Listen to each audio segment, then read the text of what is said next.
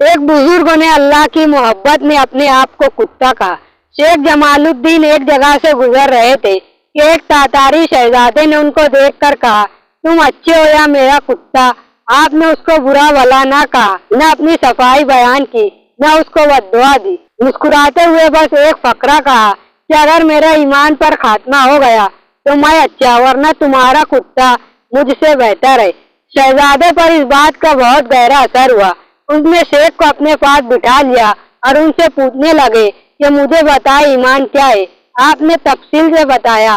उसने कहा, जब मैं बादशाह बन जाऊंगा आप मेरे पास आना, मैं मुसलमान हो जाऊंगा।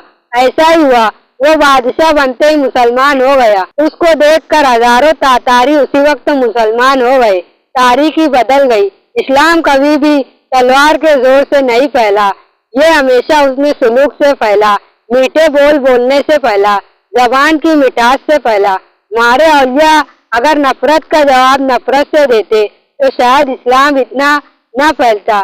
हमारे प्यारे नबी सल्लल्लाहु अलैहि वसल्लम ने भी मोहब्बत का दर्द दिया है। जो ताल्लुक तोड़े उससे ताल्लुक जोड़ने का हुक्म दिया है। मोहब्बत, मीठे बोल और बुराई का बदला अच्छाई से देने से ही माशरे में अमन आता है। ऐसे ही अच्छे अच्छे वाकयात और हिकायात सुनने के लिए इस चैनल को सब्सक्राइब करें, वीडियो को लाइक और शेयर जरूर करें। अल्लाह हाफिज।